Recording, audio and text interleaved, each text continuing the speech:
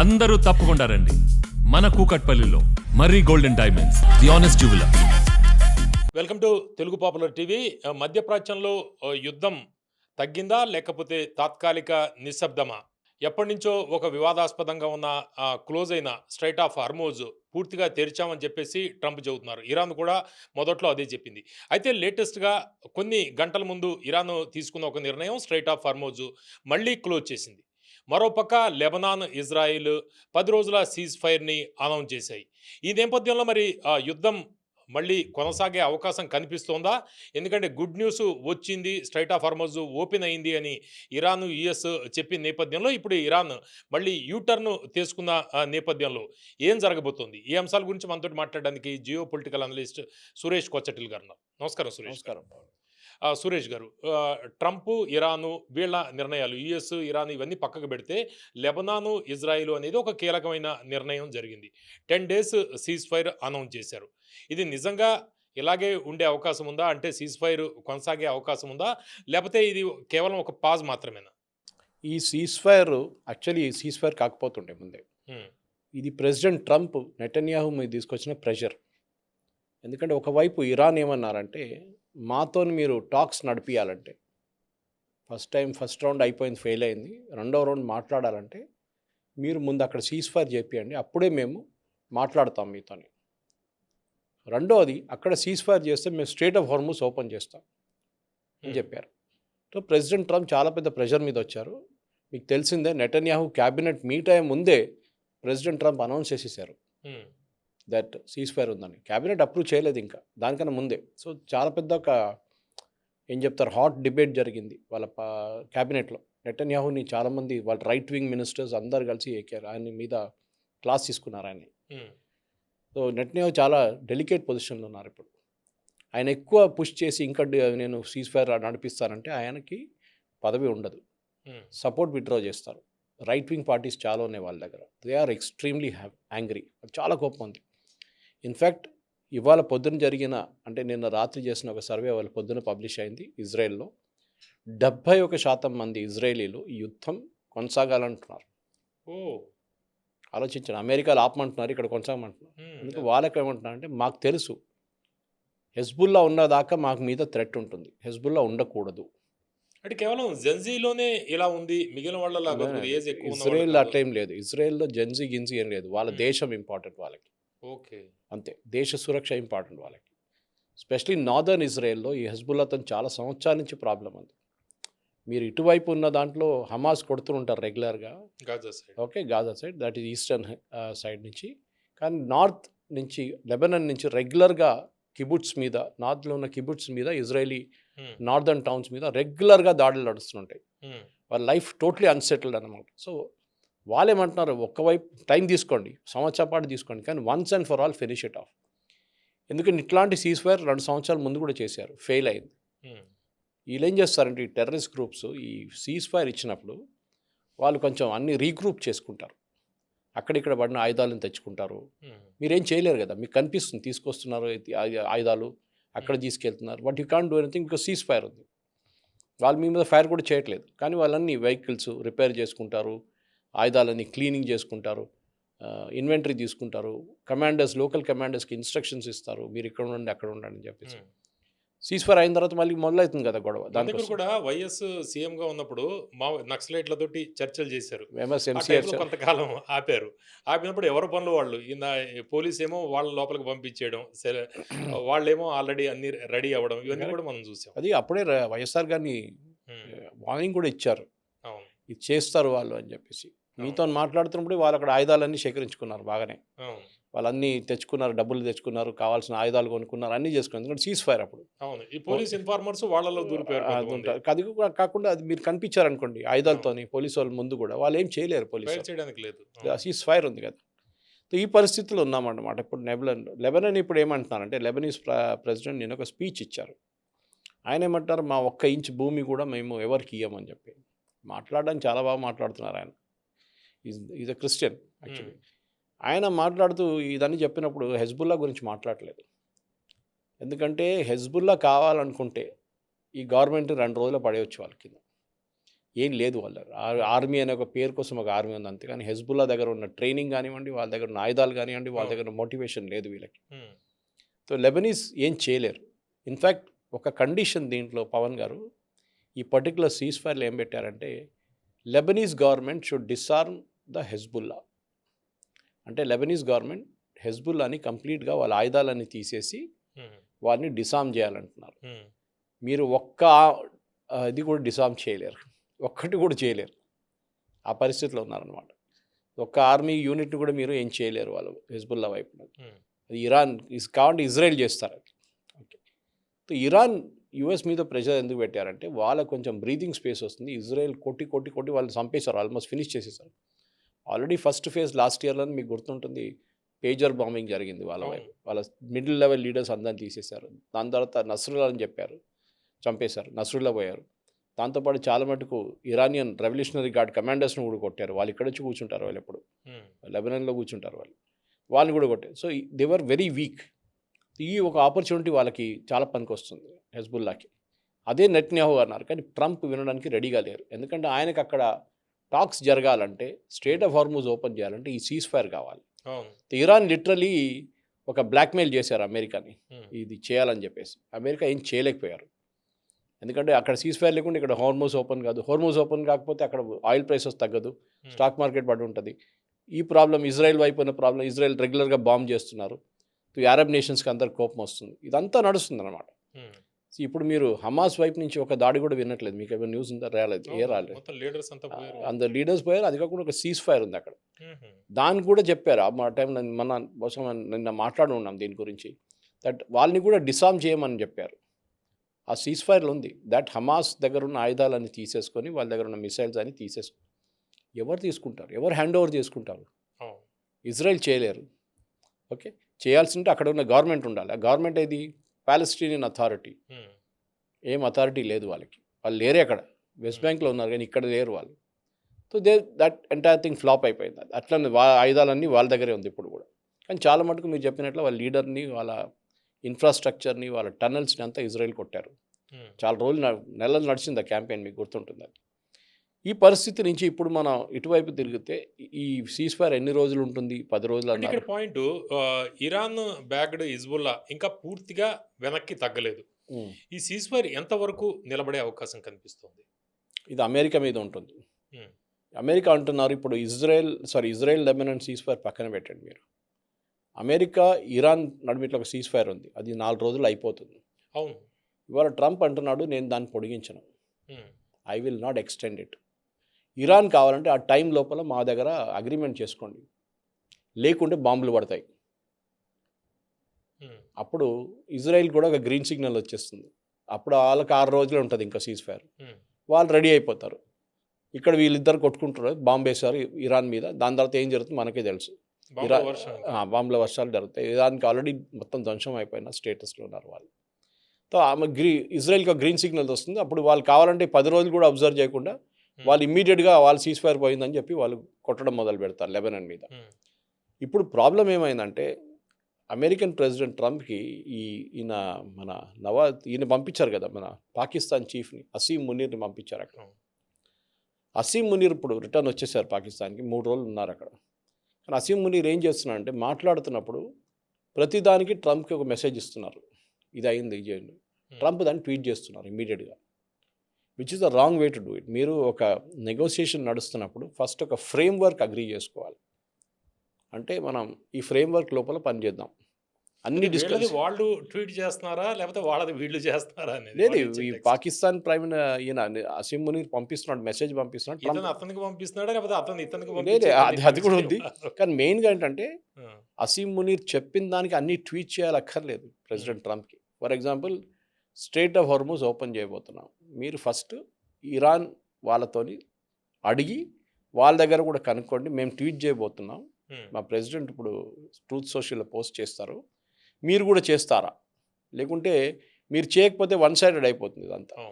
అదే జరిగింది కూడా నిన్న. ఆల్మోస్ట్ 9 గంటల సేపు దాకా ఇరాన్ వైపు నుంచి ఒక రెస్పాన్స్ లేదు. లేట్ నైట్ అబ్బాస్ అర్గాచి ఆయన ఫోన్ ఒక ట్వీట్ చేశాడు, ఏది straight of Hormuz is completely open but they have to follow certain maritime rules అన్నారు. అది ఒక మనకు తెలిసింది మ్యారిటైమ్ రూల్స్ అంటే ఐఆర్జీసీ పక్క నుంచి వెళ్ళాల్సింది, వాళ్ళకి ఐలాండ్ ఉంది అక్కడ లరాక్ అని చెప్పి, ఐలాండ్ పక్క నుంచి వెళ్ళాలి మీరు, not through the Oman route which is original route. ఇప్పుడు ఏం జరిగిందంటే మనం మాట్లాడుతున్న గంట సేపు ముందు ఒఫీషియల్గా ఇరాన్ రెవల్యూషనరీ గార్డ్ వాళ్ళ ట్విట్టర్ హ్యాండిల్లో చెప్పారు, we have close the strait of Hormuz. అంటే నిన్న రాత్రి నుంచి వాళ్ళ దాకా స్ట్రైట్ ఆఫ్ హార్మోస్ మళ్ళీ క్లోజ్ అయిపోయింది.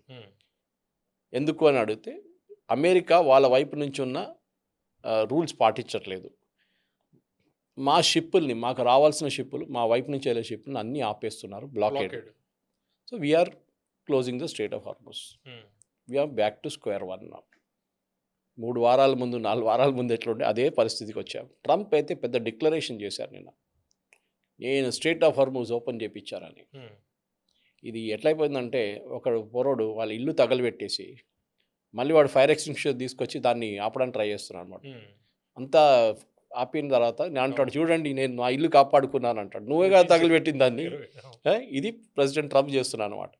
Straight of హార్మోస్ was open 1.5 months before ఈ యుద్ధం మొదలయ్యే ముందు, ఫిబ్రవరి 28 ముందు స్ట్రైట్ ఆఫ్ హార్మోస్ ఓపెన్ ఉండే, ఎవరికి ఏం ప్రాబ్లం లేకుండే. మీరు వచ్చి బాంబ్ చేశారు, ఇరాన్కి ఒక ఛాన్స్ దొరికింది, ఇరాన్ బ్లాక్ చేసి పడేశారు.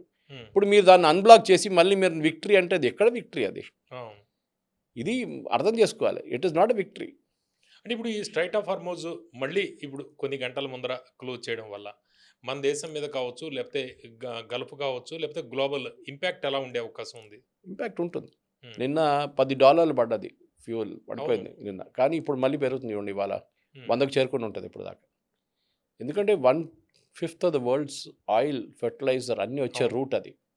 కానీ ఇప్పుడు దీంట్లో ప్రాబ్లం ఎక్కడ వస్తుందంటే పవన్ గారు, ఖతర్ వాళ్ళ గ్యాస్ ప్రొడక్షన్ పడిపోయింది, ఇప్పుడు వాళ్ళు ఎక్కువ ఎక్స్పోర్ట్ చేయట్లేదు. ఇప్పుడు సౌదీ అరేబియా ఒకవైపు నుంచి, నెక్స్ట్ ఖతర్ అయిపోయింది, బహ్రెయిన్, కువైత్, వీళ్ళందరి మీద ఇంపాక్ట్ ఉంటుంది.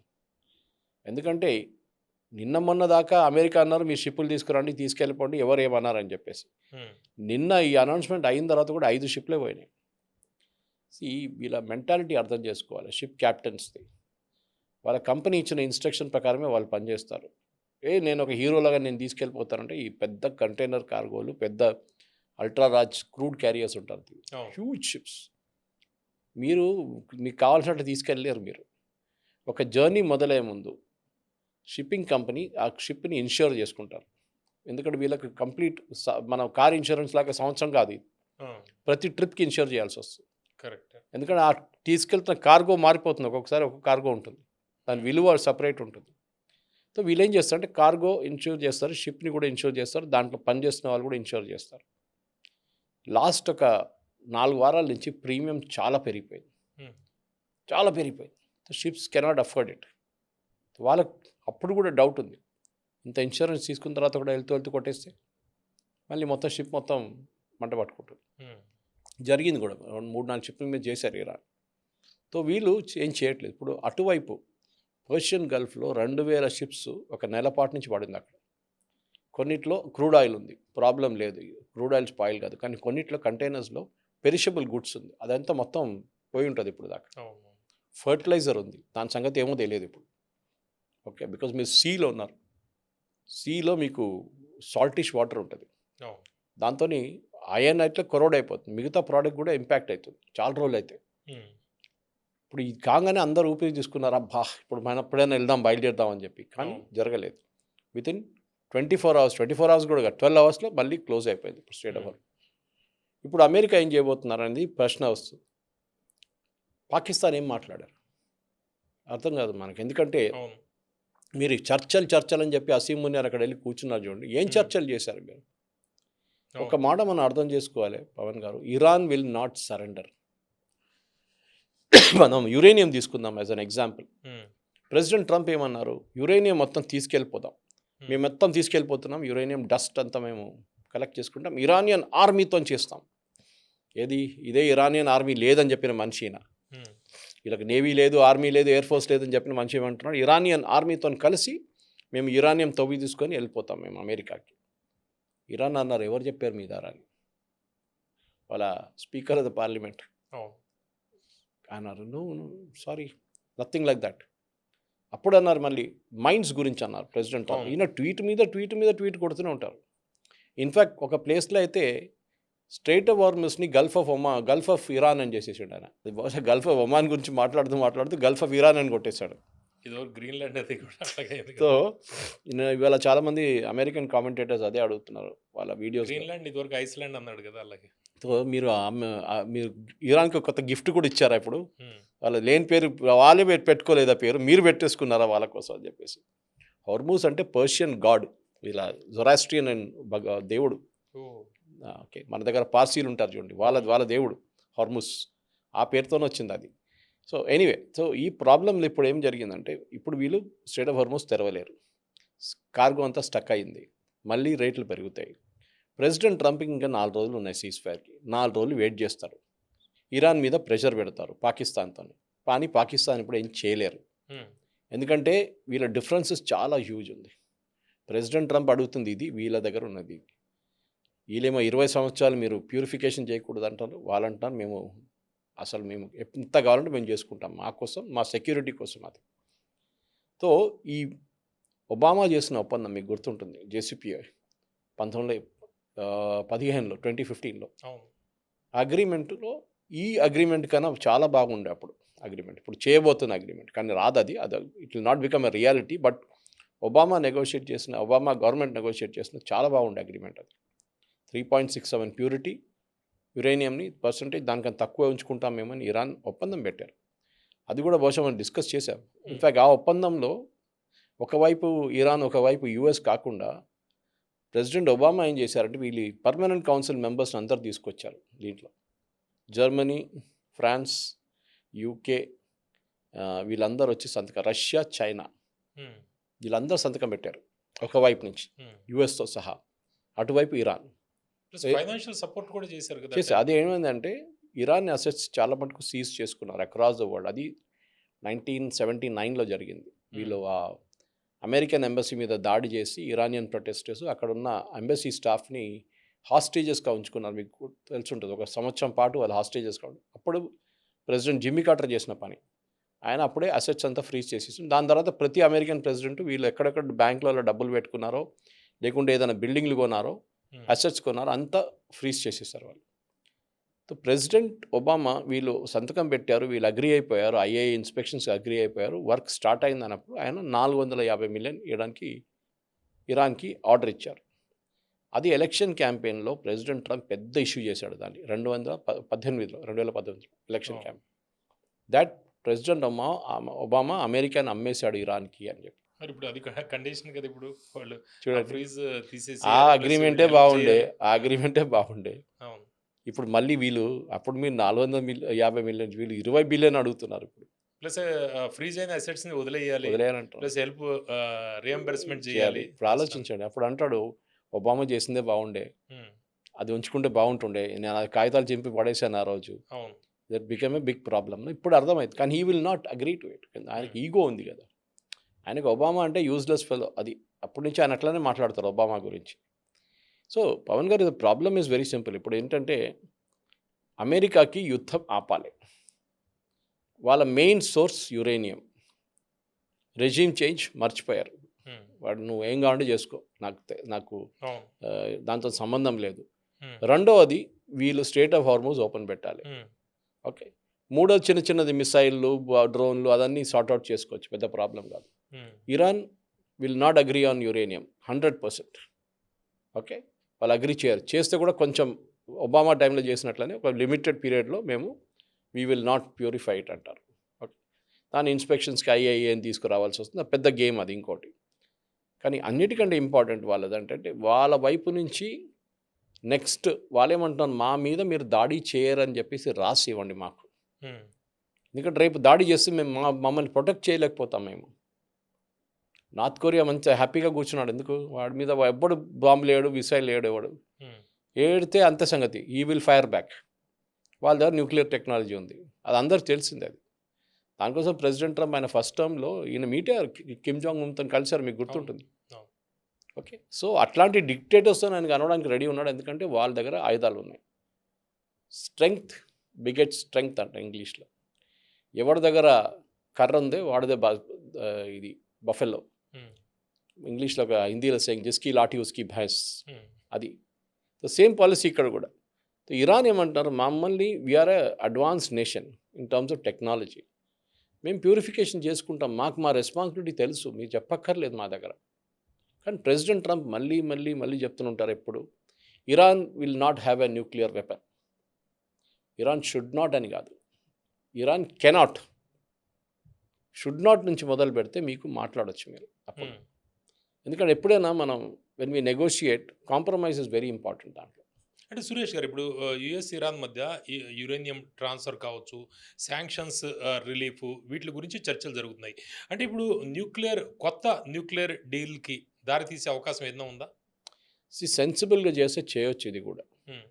మీరు ఫస్ట్ వాళ్ళు 5 సంవత్సరాలు అని అన్నారు కదా ఇరాన్, మీరు అది 10 సంవత్సరాలకు పొడిగించండి. మీరు కూడా దిగిరండి చెట్టు మీద నుంచి. మీరు 20 కూర్చుంటారు కాదు అది, మీరు కూడా చెప్పండి ఓకే 15 చేద్దామా అంటాడు. ఇది టిపికల్ మన వెజిటబుల్ బార్గెనింగ్ లాగా ఉంటుంది ఇది. ఓకే, మనం వెజిటబుల్ కావాలన్నప్పుడు మనం ఎప్పుడు బార్గెన్ ఎట్లా చేస్తాం, వాడు చెప్తే 100 రూపాయలు అని చెప్తే మనం దాన్ని ఇమ్మీడియట్లీ 20 రూపాయలు అని చెప్తాం. దాని తర్వాత will come to compromise somewhere. America compromise చేయడానికి రెడీగా లేరు. అమెరికా చేయాల్సింది ఏమంటే, ఒకటి జేసీపీఓ ఉండే పాతది, that cannot be brought back, ఎందుకంటే వీళ్ళు రిజెక్ట్ చేశారు ప్రెసిడెంట్ ట్రంప్. దాని తర్వాత తో ఆ అగ్రిమెంట్ పోయింది. ఇప్పుడు కొత్త అగ్రిమెంట్లో మీరు ఒక పాట పెట్టుకోండి, 10 సంవత్సరాలు we will have a non purification class. So ఏమవుతుందంటే మీకు 10 సంవత్సరాలు మీకు టైం ఉంటుంది నెగోషియేట్ చేయడానికి నెక్స్ట్ రౌండ్. అప్పుడు ఇరాన్ చెప్పొచ్చు, మీరు ఒక పని చేయండి, మీకు ఉన్న మా దగ్గర ఉన్న డబ్బులది హాఫ్ మీకు ఇచ్చేస్తాం, మీరు మీ దేశాన్ని మళ్ళీ రీకన్స్ట్రక్ట్ చేయండి, మీరు పవర్ఫుల్ నేషన్ అయిపోండి. ఎందుకంటే వాళ్ళ ఇప్పుడు ఇన్ఫ్లేషన్ 80%, ఫుడ్ ఇన్ఫ్లేషన్ 120%, వాళ్ళ currency devaluation 70%. They are a nation which is finished. Okay, so మీరు పని చేయండి, మీరు మీ దేశాన్ని ఇంప్రూవ్ చేసుకోండి, మీరు ఆయిల్ అమ్మండి, no problem, you can start selling your oil. So దీనికన్నా ముందు, ఈ యుద్ధం మొదలయ్యే ముందు పవన్ గారు, ప్రతిరోజు ఇరాన్ 120 నుంచి 140 మిలియన్ డాలర్ల ఆయిల్ అమ్ముతుండే రోజు. ఆలోచించండి, every day barrels, no dollar, billion of dollars. China main buyer, అది కాకుండా మనం కూడా ఉన్నాం, చాలా కంట్రీస్ ఉన్నారు. ఇప్పుడు 120 నుంచి 140 మిలియన్ డాలర్లు పోయింది. ఇప్పుడు లాస్ట్ 1 వీక్ నుంచి లేదు, వాళ్ళ డబ్బులు లేవు. So first attraction is that, strait of Hormuz open చేస్తాం, మీరు కూడా ఓపెన్ చేయండి, no supervision, nothing, ships will go free. మేము మీకు ఆయిల్ అమ్మడానికి పర్మిషన్ ఇస్తున్నాం. ఆల్రెడీ ఇచ్చారు, ఇప్పుడు దాకా మొన్న దాకా ఇచ్చారు వాళ్ళు, వార్ మొదలైనప్పుడు కూడా రష్యాకి ఇచ్చారు. మొన్న రష్యాని డీల్, రష్యన్ ఇప్పుడు 1 మంత్ ఇచ్చారు కదా మీరు పర్మిషన్, దాన్ని పొడిగిస్తారా? నో, ఇవాళ ఆర్డర్ వచ్చింది, yes, extended by 1 more month. So first compromise ఇది చేసుకోండి. ఇరాన్ రెడీగా ఉంటారు 10 సంవత్సరాల దాకా, we will not purify our uranium stock. మేము IAEA ఇన్స్పెక్షన్స్ని అలౌ చేస్తాం, మా యురేనియం ఎక్కడ ఉందో వాళ్ళు వచ్చి ఇన్స్పెక్ట్ చేసుకోవచ్చు regular basis, and surprise checks also చేసుకోవచ్చు. ఇప్పుడు మీకు 10 సంవత్సరాలకి బ్రీతింగ్ స్పేస్ వస్తుంది.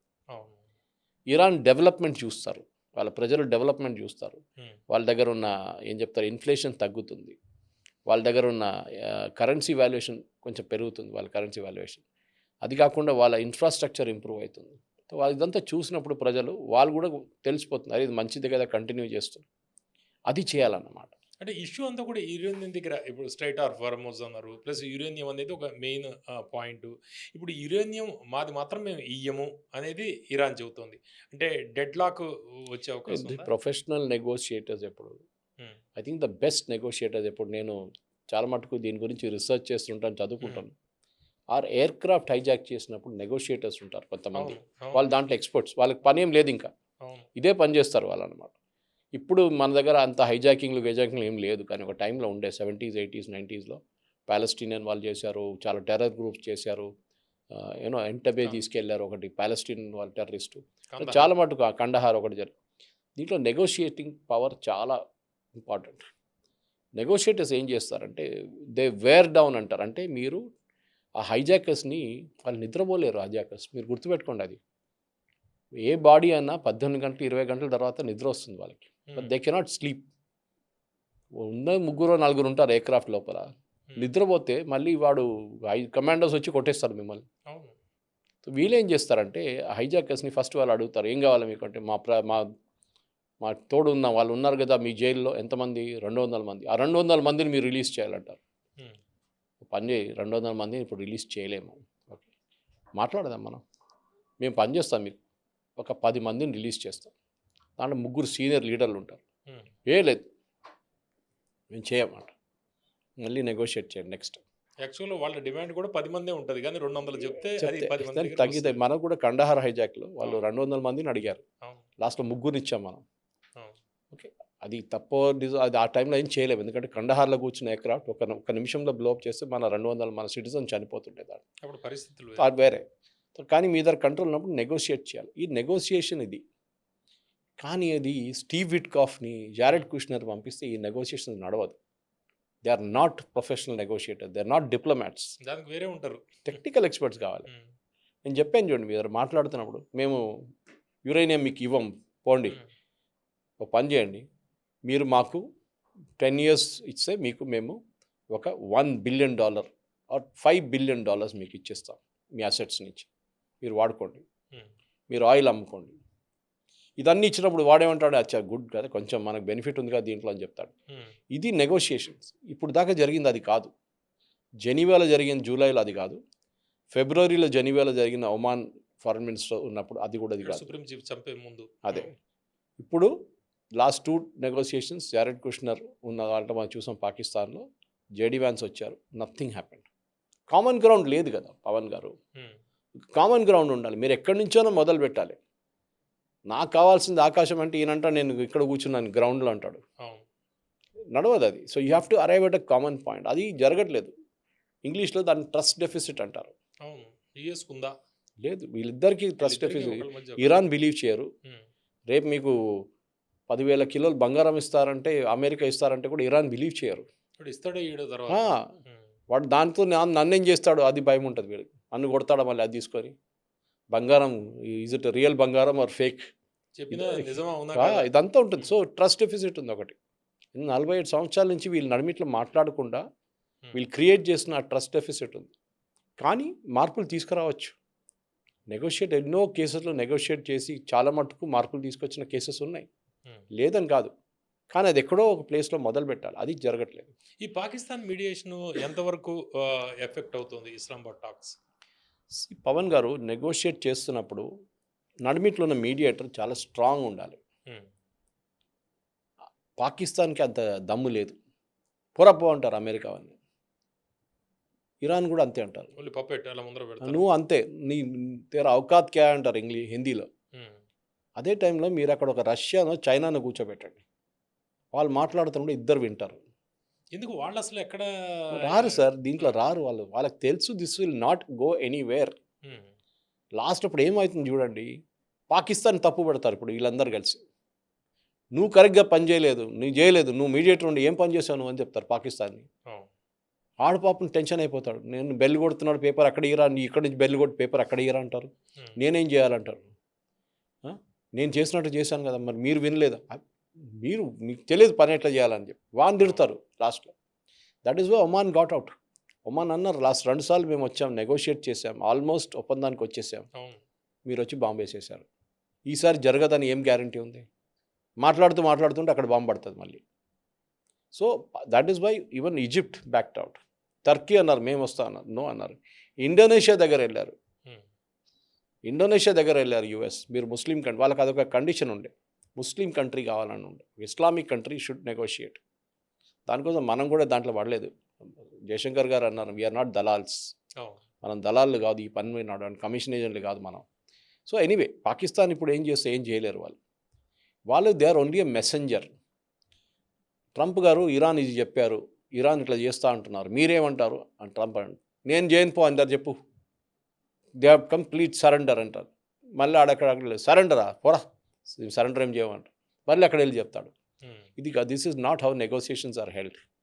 మీరు ఒక రూమ్లో కూర్చొని చాలా రోజులు మీకు మాట్లాడాల్సి వస్తుంది. జేసీపీ అగ్రిమెంట్కి 21 నెలలు తీసుకున్నారు. దీనికన్నా ముందు మీకు చెప్పాను నేను, 21 months తీసుకున్నారు 2015లో ఆ యురేనియం అగ్రిమెంట్ కోసం. మళ్ళీ మీరు 20 గంటల్లో మీరు ఇస్లామాబాద్లో కూర్చుంటే అయిపోతుందా? అది కూడా ఫస్ట్ టైం కలుస్తున్నారు వాళ్ళని ఫేస్ టు ఫేస్. అట్లాంటి టైంలో మీరు టైం తీసుకోవాలి. అండ్ సెకండ్, ప్రొఫెషనల్ ఎక్స్పర్ట్స్ని తీసుకురండి. దీన్ని డీల్ చేసే ఎక్స్పర్ట్స్ ఉంటారు, యురేనియం ఎక్స్పర్ట్స్ ఉంటారు, ట్రేడ్ ఎక్స్పర్ట్స్ ఉంటారు. అది వాళ్ళని తీసుకొచ్చి వాళ్ళు మాట్లాడియండి. వాళ్ళ లాంగ్వేజ్ సపరేట్ ఉంటుంది.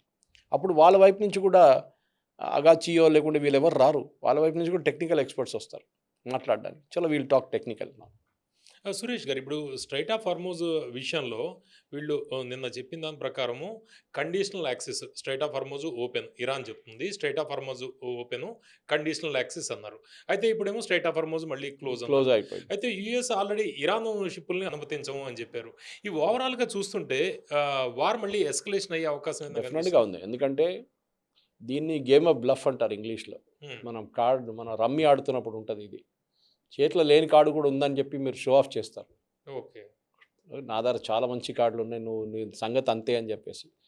మంచి కార్డు ఉన్నోడు కూడా కన్ఫ్యూజ్ అయిపోతాడు, ఏంట్రా వీడు ఇంత కాన్ఫిడెంట్ ఉన్నాడు, ధైర్యంగా మాట్లాడుతున్నాడు. గేమ్ ఆఫ్ బ్లఫ్ అది. కార్డు లేదు చేతిలో కానీ చూపించే స్టైల్ చూపిస్తాడు. ఇది కూడా అంతే సంగతి. ఓకే, సో ఇక్కడ ఉన్న దాంట్లో అమెరికా ఆల్రెడీ చెప్పారు we will not extend the cease fire అని ప్రెసిడెంట్ ట్రంపే చెప్పారు. ఎందుకు ఎక్స్టెండ్ చేయాలంటే దాని లోపల అగ్రిమెంట్ సైన్ చేయాలి. టిపికల్ బ్లాక్మెయిల్ ఇది. ఇరాన్ కూడా డెస్పరేట్ అయిపోతారు.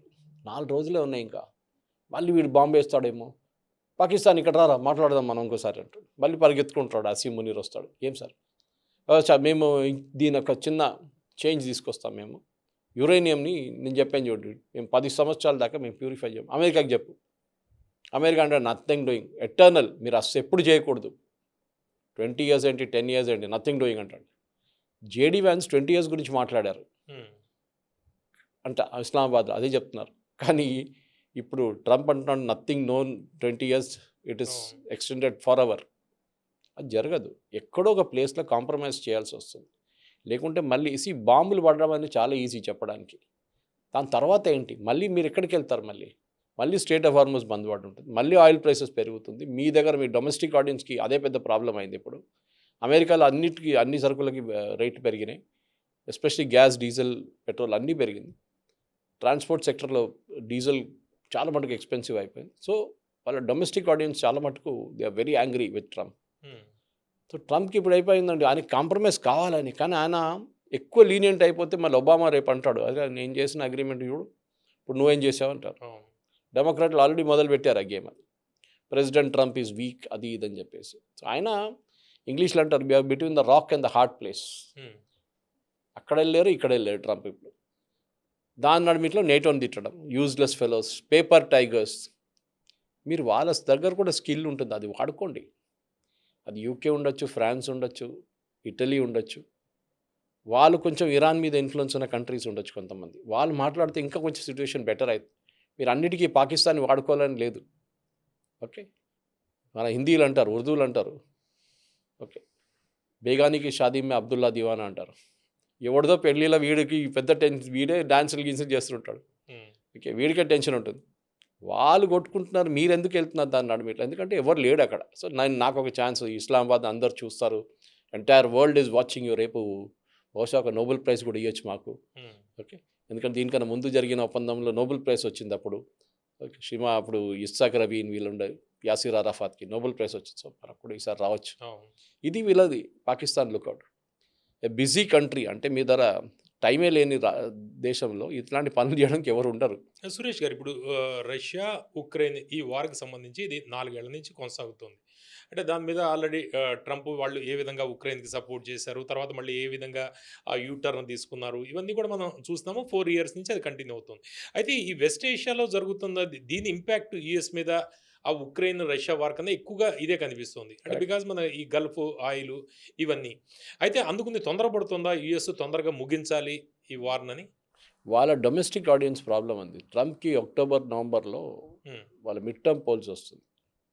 దాంట్లో ఇప్పుడున్న పరిస్థితుల్లో ట్రంప్ 100% వాళ్ళ పార్టీ ఓడిపోతారు, రిపబ్లికన్స్. ఓకే, హౌస్ ఒక్కటే కాదు, సెనెట్ కూడా వాళ్ళు ఓడిపోతారు అంటున్నారు. సో చాలా పెద్ద ప్రాబ్లమ్స్ ట్రంప్కి. అది ఇంపీచ్మెంట్ అనేది, ఇంపీచ్మెంట్ ఒకటి. నెక్స్ట్ ఆయన పరిపాలించాలంటే ఒక బిల్ కూడా పాస్ కాదు. అవును, ఈ can do nothing. Okay, so ఇట్లాంటి పరిస్థితుల్లో ట్రంప్కి తెలుసు ఏం జరుగుతున్నాయి. ఈ టారిఫ్స్ విషయంలో కూడా అదేగా జరిగింది. మగా వాళ్ళది చైనా మీద టారిఫ్ పెట్టాడు కదా, ఏమైంది అది? 5 yearsలో దాన్ని మళ్ళీ చైనా అది హామ్ ట్విస్ట్ చేశాడు ఇమీడియట్గా. సరే యూఎస్కి ఏం పంపించలే అని చెప్పారు. యూఎస్లో ఉన్న మ్యానుఫ్యాక్చరర్స్ వాళ్ళకి కావాల్సిన చైనీస్ ప్రొడక్ట్స్ రావట్లేదు, సడన్గా బంద్ అయిపోయినాయి. ప్రోడక్ట్ కాస్ట్ పెరిగిపోయింది. సో చైనా వాళ్ళు అప్పుడు మన మీద కూడా టారిఫ్లు పెట్టారు, కానీ చైనా మీద పెట్టినప్పుడు చైనా ఏం చేశారా, నువ్వు ఏమైనా చేసుకో, ఇరాన్ ఆయిల్ మేము కొనుక్కుంటాం, మా మీద టారిఫ్ పెడతా, పెట్టు చూద్దాం. అంటే ఈ టారిఫ్స్ది కూడా 5 monthsలో వాళ్ళు కాంగ్రెస్లో ఆమోదం రావాలి, లేకపోతే అది కూడా అయిపోయింది, సమస్య. 5 వచ్చింది, 2-3 నెలలు అయిపోయినాయి ఆల్రెడీ. ఉమ్, ఓకే, అది రాకుంటే మళ్ళీ ఈ 10% కూడా పెట్టలేరు, అవును. అది పెద్ద ప్రాబ్లం ఆయనకి. 10-15% ఇప్పుడు ఉన్నది, అది కూడా పెట్టలేరు. Um, tariff he's become secondary concern. ఈ యుద్ధమైనట్లు ఆపాలని ట్రై చేస్తున్నాడు. ఓకే ఓకే, అందరూ టారిఫ్ మర్చిపోయారు, టారిఫ్ గురించి అవును, అలవాటు పడిపోయారు. అలవాటు పడిపోయారు. ఇంకా ఎక్కువ లేదు కదా, 15%మే కదా, వీళ్ళు మేనేజ్ విత్ ఇట్. అది ట్రేడ్ టాక్స్ సార్, ఆలోచించండి పవన్ గారు, ట్రేడ్ టాక్స్ ఇంత రోజులు, ఇన్ని రోజులు, నెలల పాటు మాట్లాడి సైన్ చేసిన, ఒప్పందం చేసిన యూకేతోని, ఇంత పెద్ద దేశం యూకే అనేది వాళ్ళ export base is quite big, even import base కూడా. వీళ్ళిద్దరు చాలా క్లోజ్, యుఎస్ యూకే.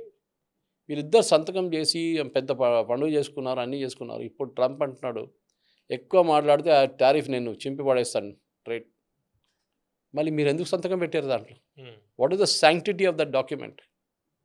ఇదే ఇరాన్ కూడా రేపు అంటారు, మేము మీతో ఒప్పందం చేసుకుంటాం, 2 నెలల తర్వాత మళ్ళీ మీకు పిచ్చి పడుతుంది, అప్పుడు మీరు అంటారు ఇదంతా నా పనికిరాని చెప్పేసి పడేస్తే మళ్ళీ మేమేం చేయాలి? మళ్ళీ ఇంత కష్టపడి నెగోషియేట్ చేసిన దానికి ఏమవుతుంది?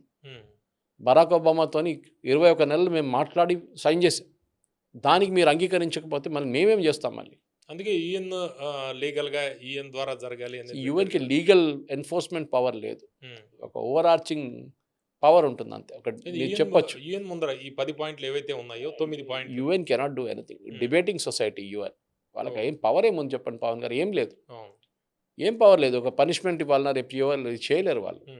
శాంక్షన్స్ పెట్టగలరా? వాళ్ళు చేయలేరు. వాళ్ళు దే ఆర్ డిబేటింగ్ సొసైటీ. అక్కడ వెళ్ళి చాలామంది మాట్లాడతారు, చాలా బాగా అనిపిస్తుంది, వీడియో వస్తుంది బయటకు, అంతే.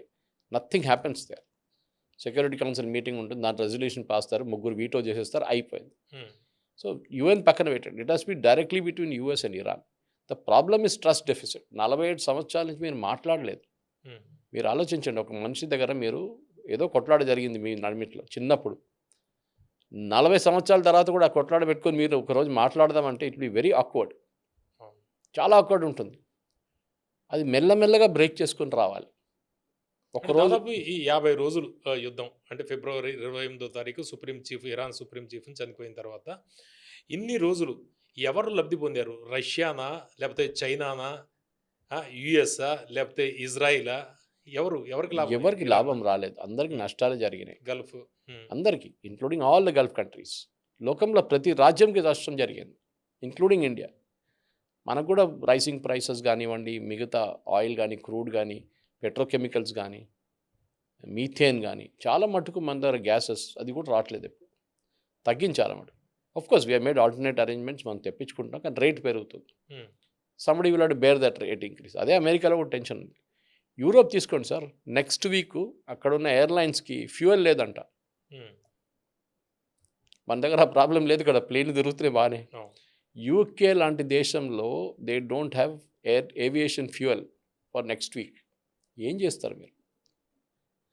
శ్రీలంకలో 15 లీటర్లు ఇస్తున్నారు ఒక కార్ ఓనర్కి పర్ వీక్ అంటే మనం అర్థం చేసుకోవచ్చు. Sri Lanka is not the big country. Australia fuel లేదంట వాళ్ళ దగ్గర. ఆలోచించండి, ఇంత పెద్ద continent, they don't have fuel. ఈ పరిస్థితి వస్తుంది మీకు. ప్రెసిడెంట్ ట్రంప్ అన్నారు I think there he had a point, నేను అగ్రీ చేస్తున్నాను. యూకే దగ్గర నార్త్ సీ ఉంది, which is a huge oil field, North Sea oil. కానీ వాళ్ళు డ్రిల్ చేయట్లేదు ఎక్కువ, ఎందుకంటే ఎన్వైరన్మెంటల్ కన్సర్న్స్. వాళ్ళ దగ్గర ఎన్వైరన్మెంట్ గురించి చాలా మటుకు ట్రంప్ కేసే అస్సలు పడదు ఎన్వైరన్మెంట్. డ్రిల్ బేబీ డ్రిల్ అంటారు ఆయన. ఆయన అంటున్నారు, మీ దగ్గర ఇంత పెద్ద ఆయిల్ ఫీల్డ్ ఉన్నప్పుడు మీరు డ్రిల్ ఎందుకు చేయట్లేదు? ఎందుకంటే అక్కడ గ్రీన్ పార్టీ ఉన్నారు, వాళ్ళు ఉన్నారు, వీళ్ళు ఉన్నారు, ఎన్వైరన్మెంట్. మన దగ్గర కూడా ఉంటారు కొంతమంది అట్లా అంటారు, ఏమైనా చేస్తే ఎన్వైరన్మెంట్ ఇది అవుతుంది అది అవుతుంది అంటారు. సో అదే పరిస్థితిలో ఇన్ఫ్యాక్ట్ సేమ్ నార్త్ ఫీల్డ్ నుంచి మిగతా దేశాలు వచ్చి ఆయిల్ తీసుకెళ్ళిపోతున్నారు డ్రిల్ చేసి. It's a common oil field. I think it's France if I'm not mistake. వాళ్ళు వచ్చి డ్రిల్ చేసి తీసుకెళ్ళిపోతున్నారు వాళ్ళ కోసం కావాల్సింది. వాళ్ళకి ప్రాబ్లం ఏం లేదు, ఎన్వైరన్మెంట్ అంతా. మీరు కూడా చేయండి అంటున్నారు. Why do want to depend on the Gulf? మన దగ్గర ఉంటే మనం హ్యాపీగా డ్రిల్ చేస్తుండే. మన దగ్గర అంత లేదు, ప్రాస్పెక్ట్ చేస్తే మన దగ్గర ఫీల్డ్స్ లేవు.